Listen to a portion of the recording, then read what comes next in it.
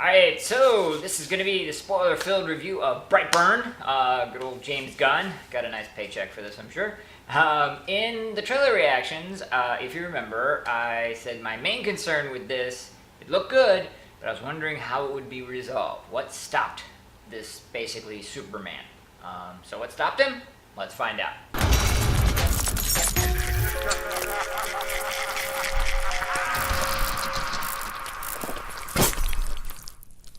Casual reminder, this is going to be a spoiler-filled review, so if you haven't seen Brightburn yet, go check it out.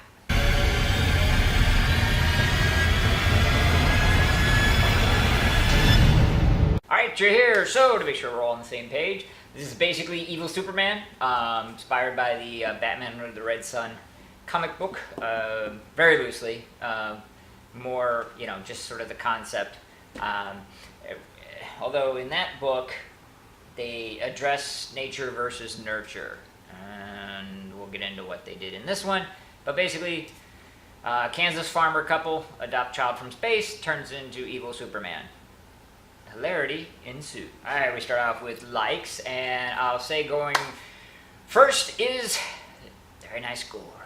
Anytime you get these sort of big budget Hollywood things, and they actually rate them R, which this was, and they actually put a little money behind them, you can get some pretty good gore effects, albeit digital, but hey, I'll take it. In particular note was the scene of my man from Breaking Bad, can't forget his name now, being dropped and having his chin hit the steering wheel and just kind of hang off there and be all bloody and everything else. That was so awesome. I guess that the eye scene with the glass was awesome, but I didn't watch it. My glass phobia was in overdrive. Why do you guys do this? Horror filmmakers, is it just because I'm not alone that you have to do the eye thing? Oh, it's terrible. Oh my god. And then I keep giving credit for this, and we have done a complete 360 on this one. No, just kidding. A complete 180 on this one. It used to be, I mean, as recent as maybe 10, 15 years ago, that kid actors were poison. Just poison. So few and far between.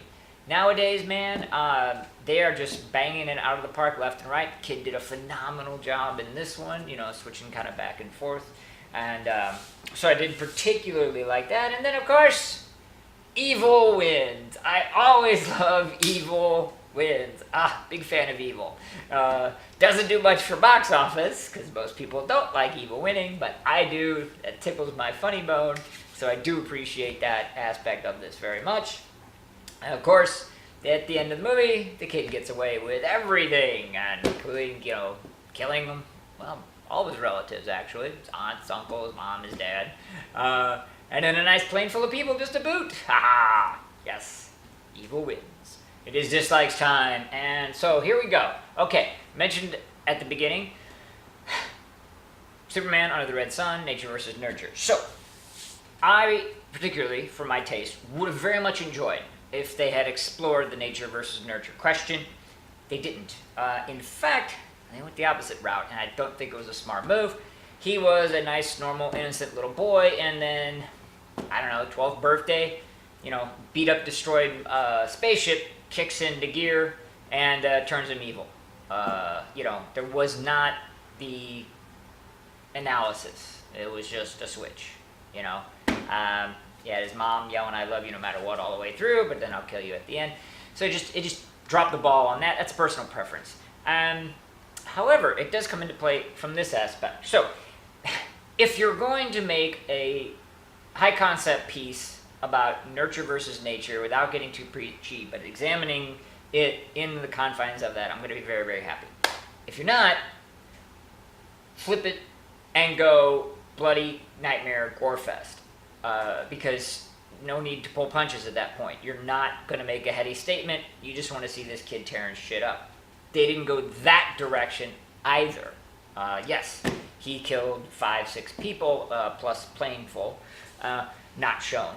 But again, it could have been so much more. So at the end of the day, I didn't get the satisfaction of either. I didn't get the heady discussion of nature versus nurture. I didn't get the blood fest that I wanted.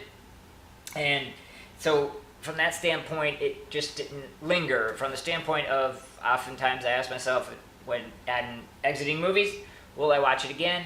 I can't say that I'll watch this again. last, certainly not least, evil wins. Happy about that. However, not that there will be a sequel. There's been talk of it, little rumblings. I saw it with a group, we talked about it afterwards, and I pointed this out.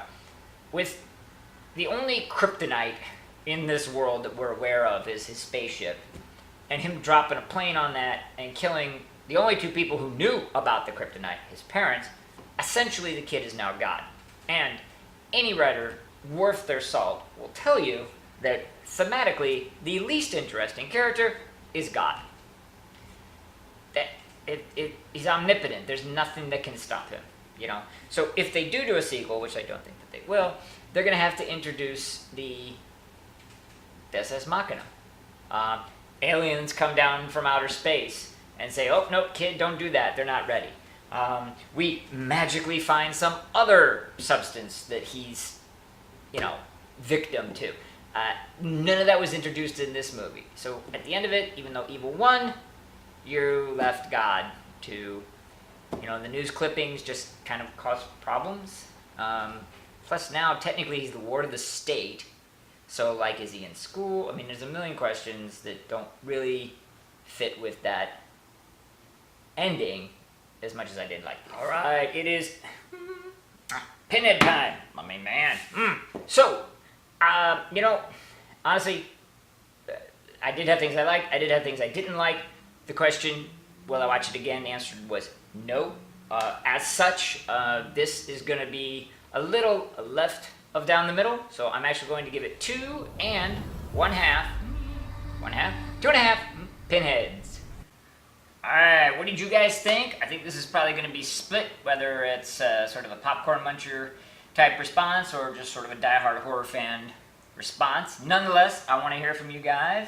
So in the comment section below, break it down. Throw me some nature versus nurture. Show me some blood and guts. Show me what you got. Want to hear from you.